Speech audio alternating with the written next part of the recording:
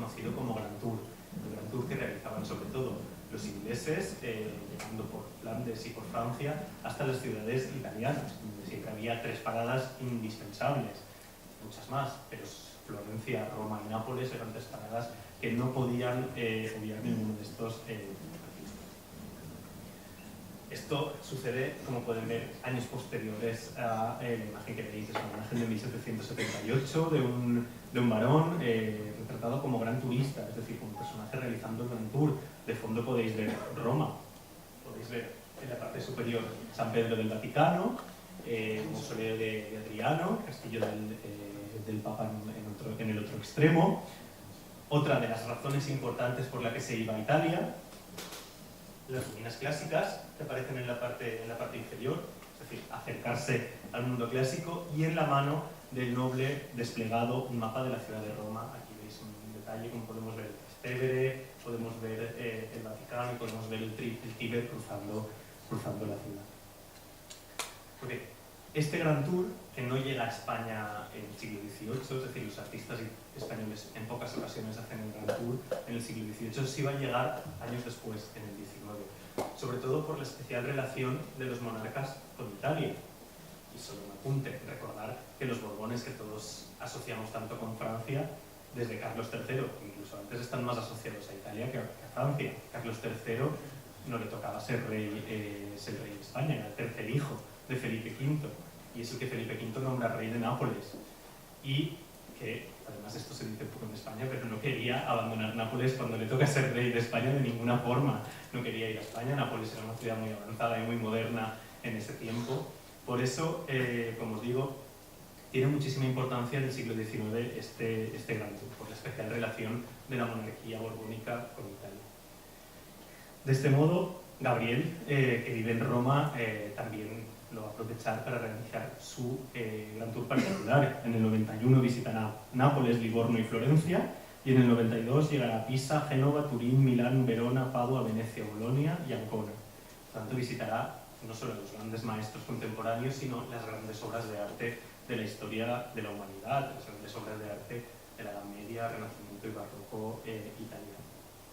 Aquí podemos ver algunas de esas obras, simplemente para que veáis cómo se mueve y cómo retrata los ambientes que va buscando alrededor del país.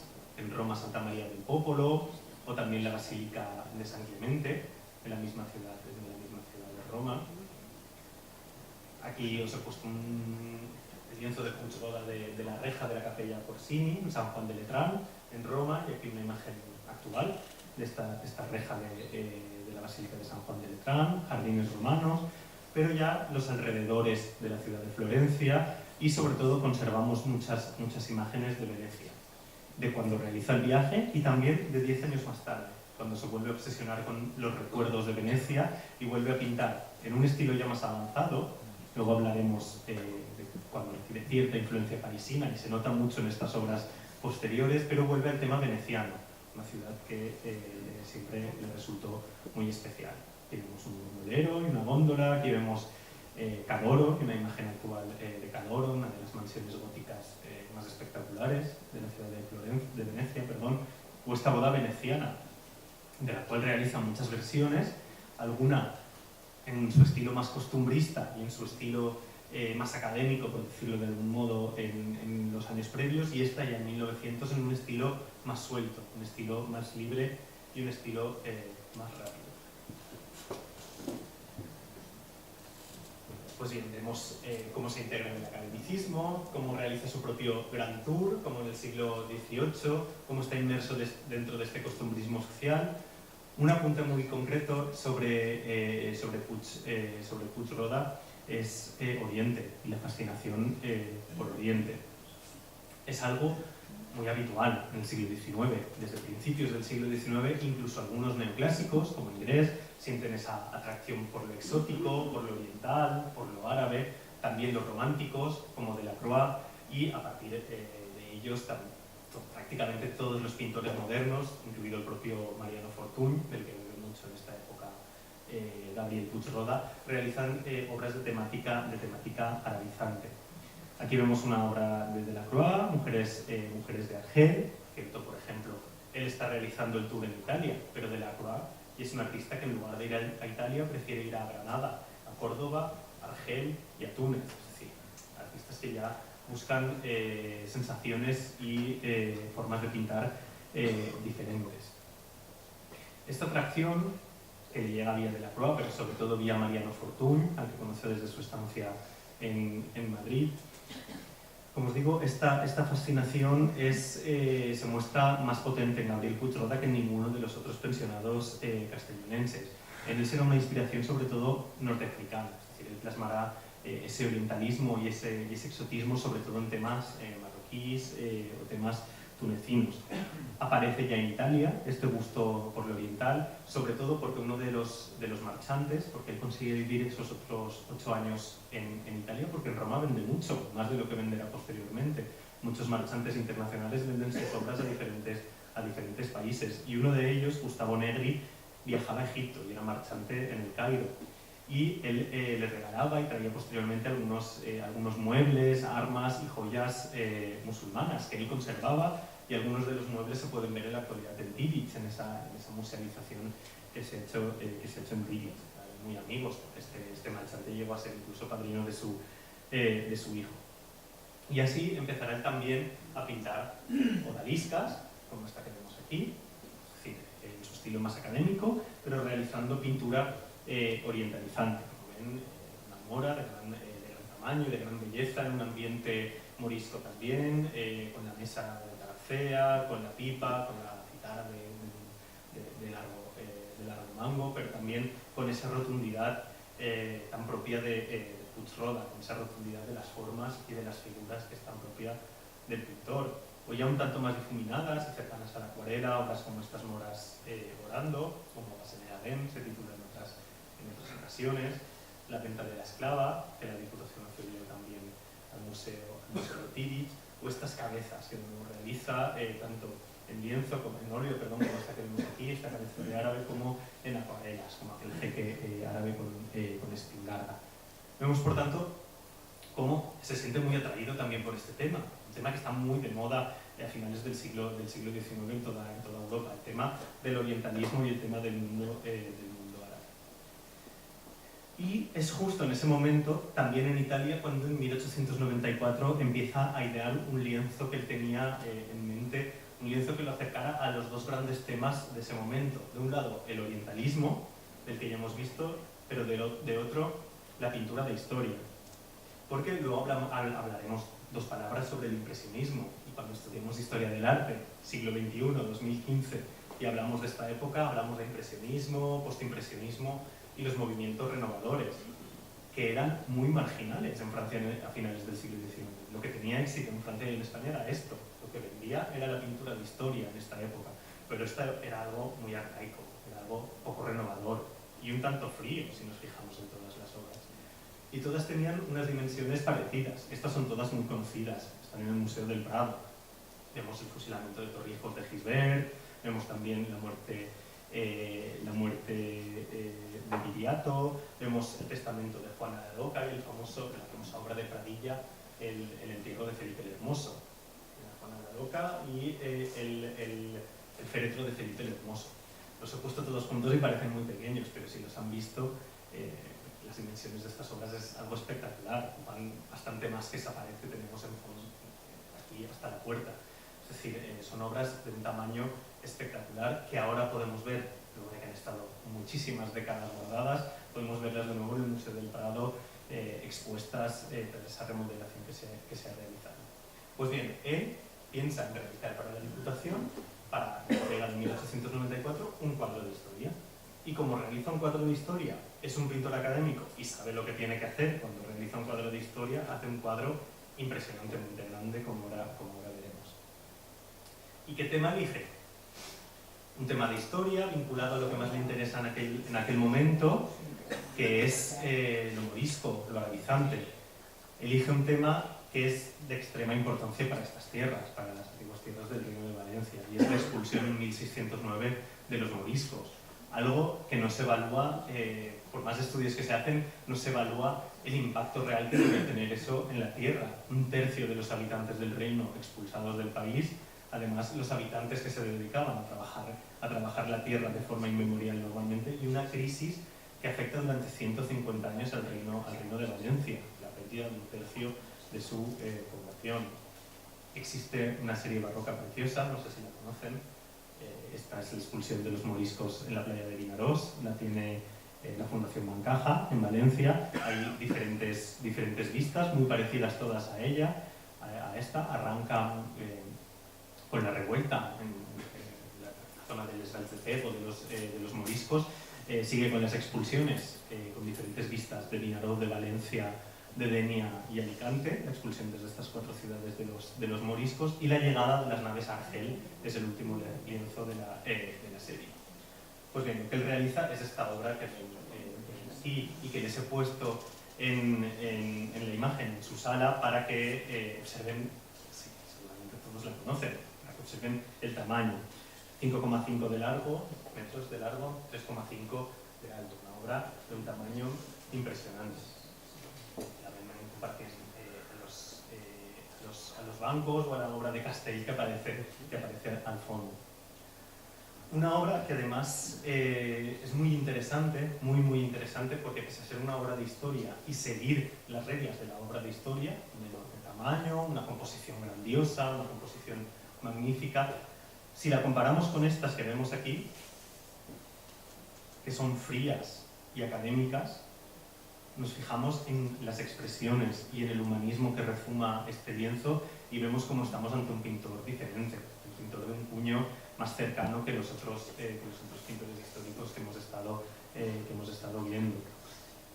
Fíjense en la composición general de la obra. Tiene 2 líneas de composición muy clara, una el horizonte, y cómo a partir de ese horizonte que aparece en el fondo, en la parte superior de la playa, se organiza toda la escena, y una enorme diagonal que cruza todo el lienzo hasta las plantas de la parte inferior. Y luego diferentes escenas en las que vemos el lamento de los moriscos expulsados, sobre todo estas 2 imágenes, la de esta morisca llorando en la parte delantera, y aquel de la parte trasera sobre el burro levantando como un signo de venganza la mano, un signo de maldiciendo, levantando la mano.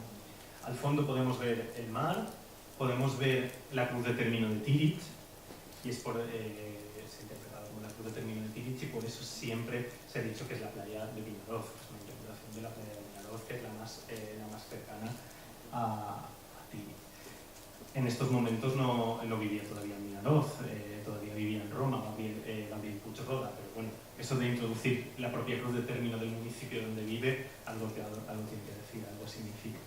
Y también en esta parte delantera, muy llamativo, también una especie de crítica a las autoridades también, esas 2 autoridades españolas de época de Felipe III, casi como autoridades usureras, abriendo los cofres de los expulsados y registrándole para robar las alhajas y robar las joyas.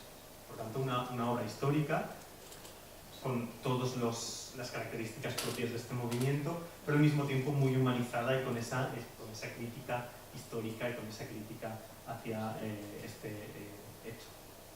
Ven aquí diferentes detalles de esta obra, que siempre se ha considerado su gran obra por el tamaño y porque es una obra magnífica en colores, en composición, en pincelada, en matices y también en la forma de tratar la temática.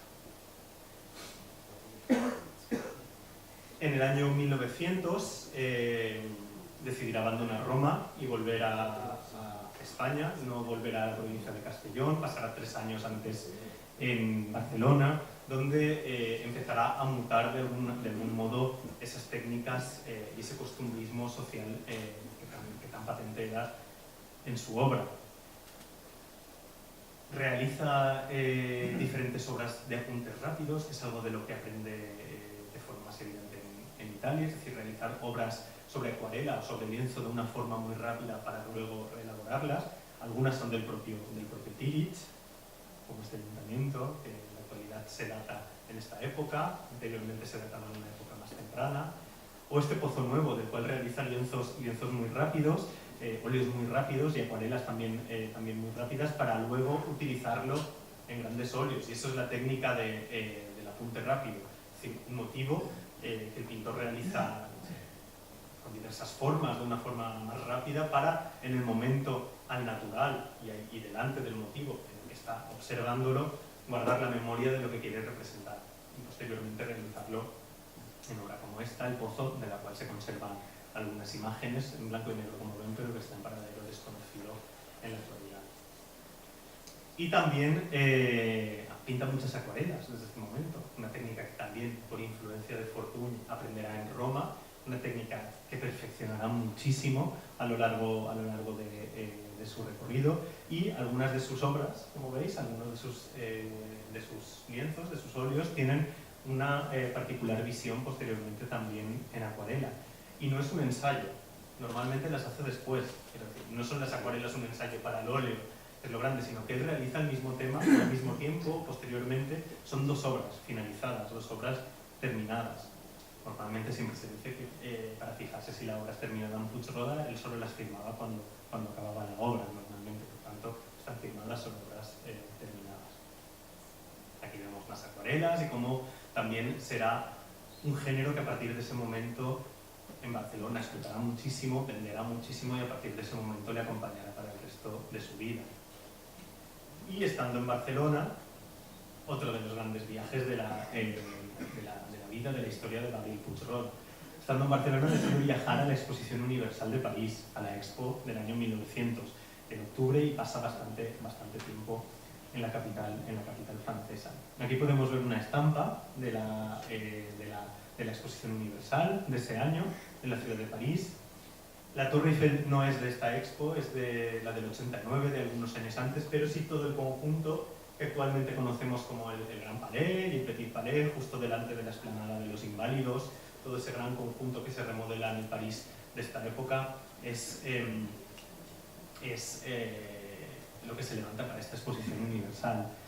Y llega a París en esta época, de finales del siglo XIX, principios del XX, y lo que ve es esto.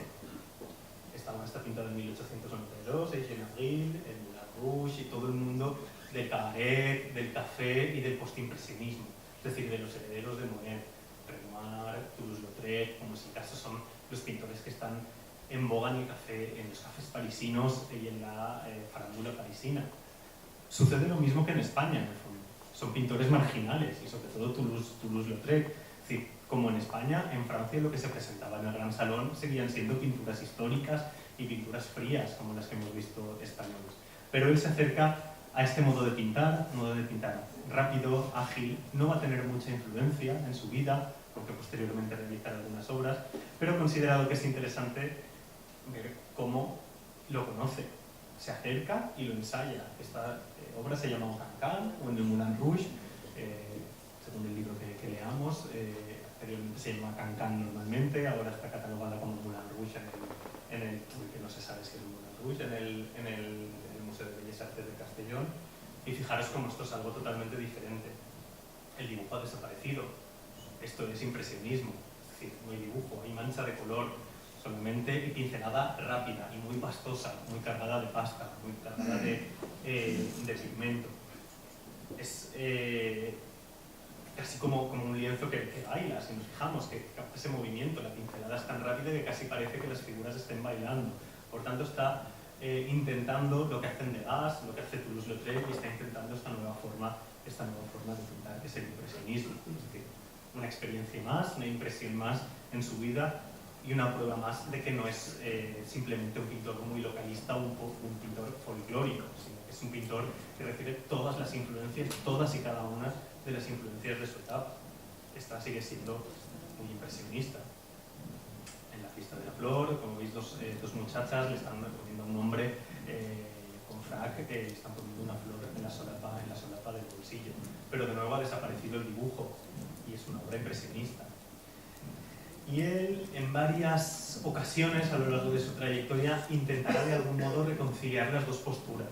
A él le convence, le gusta el impresionismo, lo trata, lo intenta, pero él es un convencido de ese costumbrismo y de ese realismo que ha trabajado en la academia. Por eso a veces realiza obras como esta, que si nos fijamos en los personajes, bueno, algunas de las líneas para la composición, como la que cierra el edificio, veremos que tienen mucho de su formación y son académicas. Pero si nos fijamos en la balaustrada, por ejemplo, o en la luz, también beben mucho de ese impresionismo y de esa especial captación de la luz que he observado en París. Por lo tanto, él intenta reconciliar dos posturas que son irreconciliables a finales del siglo XIX, porque son la pintura burguesa y la pintura de los nuevos movimientos urbanos, que es la pintura del impresionismo y del postimpresionismo. Intenta de algún modo aunarlas, pero en pocas ocasiones. Y ya para finalizar, llegamos a Vinaròs, llegamos a esta tierra. Finalmente, el 26 de noviembre de 1903, Puig Roda contrae matrimonio en Benassal a los 38 años, bastante bonito para principios del siglo XX, con María Josefa Alcácer Montero, instalándose de forma definitiva en Vinaròs. Él buscó un sitio, él quería vivir junto al mar, pero también quería vivir junto a la familia en Tibis, pero no quería vivir en el pueblo, quería vivir junto al mar, y por eso elige definitivamente Vinaròs. Estará muy breve tiempo en el casco urbano, pero definitivamente se instalará, alquilará una casa amplia, extramuros de la ciudad, cerca de la calle Rafael García, no sé dónde está actualmente, pero sí, una ubicación a poniente. Era una casa, sobre todo con un amplio emparrado, un emparrado muy luminoso cerca del casco urbano y que le permitía pintar del natural, algo que había aprendido en Roma, en sus estancias en Roma, y algo que era lo que quería seguir haciendo. Pasa allí los mejores momentos de su vida, aquí los mejores momentos de su vida seguramente, aunque la enfermedad le llega en 1906, tan solo 3 años después de instalarse, vivirá hasta el 19, pero la enfermedad del estómago le llega muy lentamente. Aquí, aunque todavía realiza este tipo de costumbrismo social, y aquí vemos un cacharrero, un vendedor de naranjas, costumbrismo de corte social, lo cierto es que es aquí y en esta segunda etapa cuando Puig Roda se abandona casi por completo al costumbrismo popular, por llamarlo de algún modo. Es decir, el costumbrismo de plasmación de paisajes valencianos, de personajes valencianos, de ropajes amable, de fiesta, es decir, un tipo de imágenes totalmente diferente que seguramente tienen mucho que ver con el estado de ánimo del propio pintor, con una vida feliz y una vida familiar que está inaugurando justo en este momento. Simplemente veamos algunas de estas imágenes, una rondalla femenina haciendo bolillos, costumbrismo muy popular. Esta oración a él le gustaba mucho personalmente, se la regala a su cuñado y es un retrato muy devoto de su propia mujer Josefa, un retrato muy devoto, como veis, al lado de un pequeño altar familiar, improvisado, leyendo un pequeño devocionario un tanto ensimismado, ¿no? Probablemente el retrato preferido de su mujer, de los que tenía Puig Roda. Y es aquí también cuando empieza a realizar en acuarela y en óleo también esos famosos tipos del maestrazgo, que son muy comunes, que son muy apreciados dentro de su obra. Podríamos poner infinidad de cabezas, infinidad de tipos, todos graciosos. Este de aquí es muy famoso, muy conocido. En el nuevo museo de Tirich han hecho una maqueta casi al natural para ponerla justo en la entrada del museo, o esta dama con mantilla.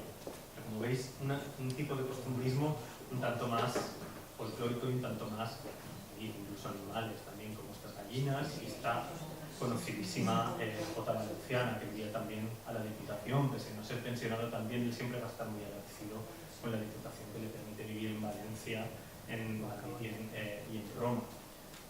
Pasando un emparrado muy similar seguramente al que tenía aquí, en la alquería que alquila, y una jota valenciana, una fiesta muy costumbrista, donde vemos ciertos toques todavía de ese impresionismo. Es decir, si bien es cierto que lo abandona, que volverá al dibujo y volverá a realizar este tipo de escenas costumbristas, si nos fijamos en las hojas y en la luz y en las sombras que reflejan las hojas, todavía vemos esa pincelada rápida y todavía vemos esos ánimos impresionistas que intentó y que ensayó brevemente.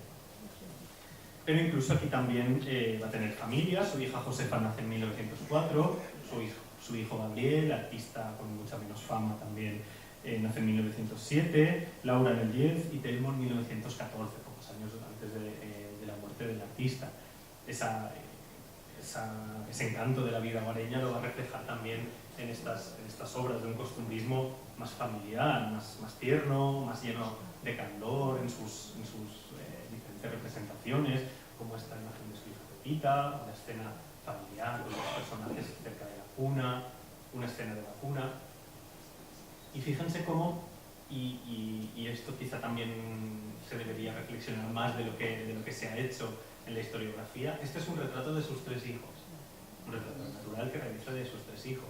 Fíjense en las ropas, son ropas a la moda de casi los años 20 del siglo XX, que es cuando realiza este retrato. Pero esto es contemporáneo, y si os fijáis, lo realiza con moda de su juventud, lo realiza con moda decimonónica.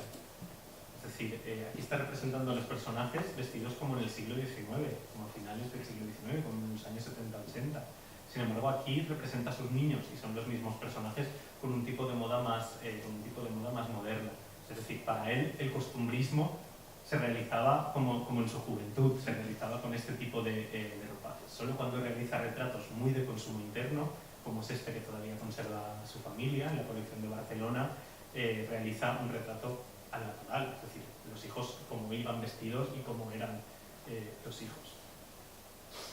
Este es el final de su vida. Simplemente para finalizar, Puig Roda fallece el 21 de noviembre de 1919 por causa de una afección del estómago, aquí en la ciudad de Vinaròs.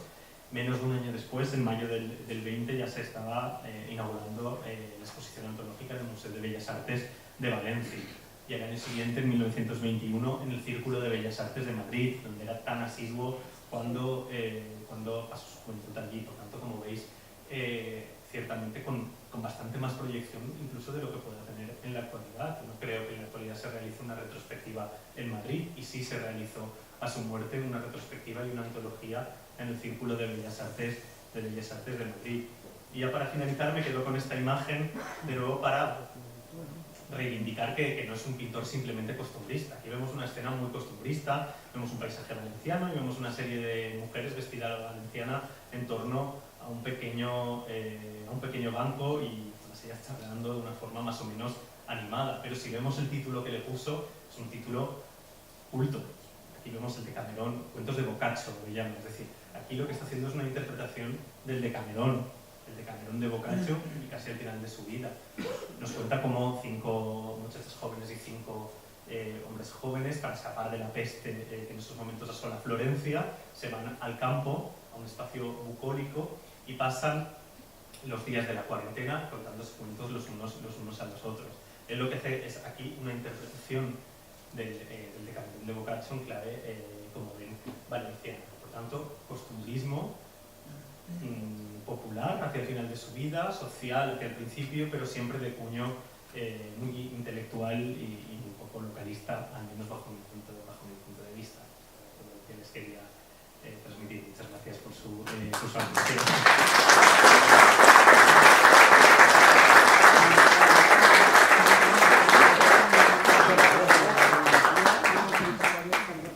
¿Tienen alguna pregunta, alguna consideración? Si alguien quiere aportar algo sobre la figura de Puig Roda, seguro que lo conocen muchísimo. En Castellón, en la Caixa de ahora, Sí. allí hay otras. Sí. ¿Cómo? Que no los he traído aquí. No, es que no me cabía. ¿En Bancaixa de Castellón? Lo que era antes caja de... Sí, ¿pero te refieres a una exposición? No. La colección. Sí, la colección. Sí, la colección, las conozco, la colección. Y lo que pasa es que la colección de Bancaja nunca ha sido muy accesible. Es que a mí me dijeron que había una tía abuela mía, que eran vecinos, pintada, y no me la enseñaron. Sí, bueno, este lienzo también es de la colección Bancaja, aparte de los de Puig Roda. Esta serie, que es magnífica, es un espectáculo, y tampoco tienen un super centro en el centro de Valencia, menos de exhibir las grandes piezas que conserva la entidad. Tampoco se exhibe, está guardada en un almacén. Esta surt a l'obra de Maricel, de Begoll d'Argon, per surt, i surt les meues, mira, Sí, son unas obras magníficas y que tienen un valor histórico perquè són una narració, la sèrie és una narració del procés d'expulsió dels moriscos. Sí. Són Vinaròs, València, Dénia i Alacant. Són un document històric magnífic, molt important per a la història de l'art valencià.